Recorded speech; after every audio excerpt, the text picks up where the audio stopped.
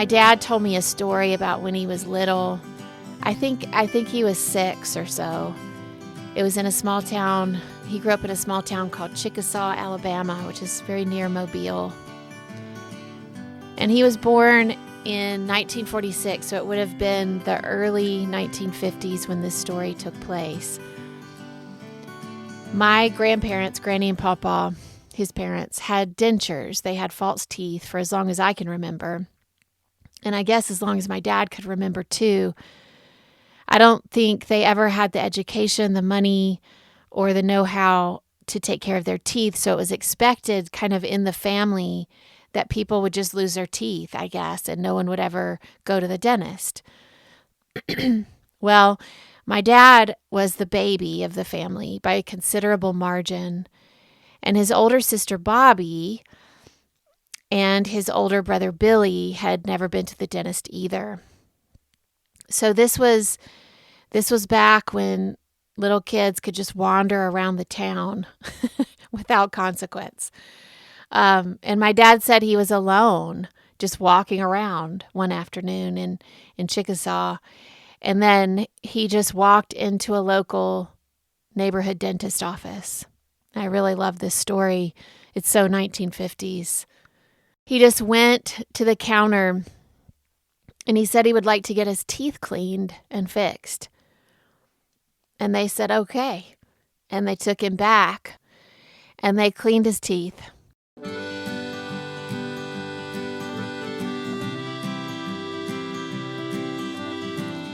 And I asked him how he paid for it, and he said they called Pawpaw to come up there and pay the bill. Pawpaw did, my dad said, and he sort of seemed kind of proud and tickled about it. So Pawpaw came down and paid the bill, and that was that. And my dad changed the course of dental health in our family at 6 years old. He told me that he was certain, had he not walked in there that day, that he probably would have needed dentures one day too. And he was very clear that that day's event set up the course for him not losing his teeth. And the reason that I love this story so much is when I would get the most hurt by my dad's coldness, I would try to remember this 6-year-old and his audacity and his independence and his fortitude, and how that was the way that he grew in that family, that he was in many ways on his own, not because Granny and Pawpaw didn't love him, because they did very dearly, but because there was partly an aloofness to that time period in terms of childhood. Today, we hover and we henpeck and we helicopter and we worry more, I think, than they used to. The illusions of parental perfection were shattered earlier back then. And you sort of, as a kid, just had to figure it out. And you had to go find a dentist if you wanted your teeth to be good. And it wasn't just the time period either.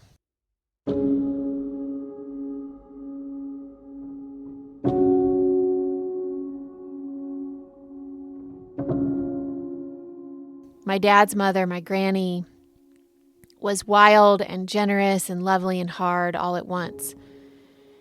She did not mother my dad consistently, but instead got swept into her own depressive storms. And his older sister, Bobby, would step in to mother.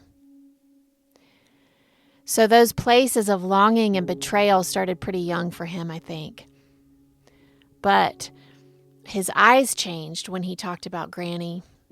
She was his favorite, and he loved her so much. And I loved Granny because of how much he loved her. And I know he saw his own storms were born out of her storms, but I think that made him love her all the more.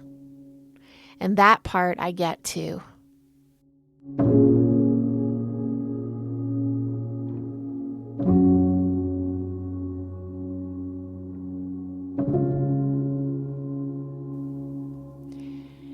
Family is hard because we are hard.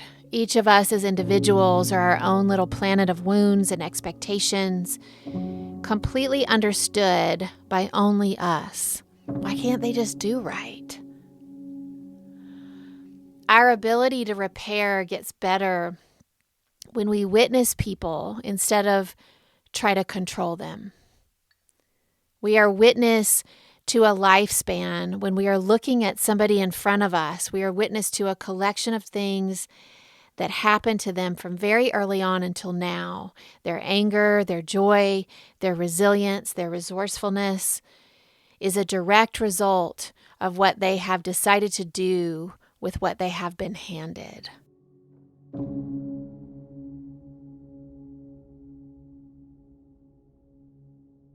And we're so complex, hoping that we help more than we hurt in this lifetime. We're all pretty tender and heartbroken between the bones, I think.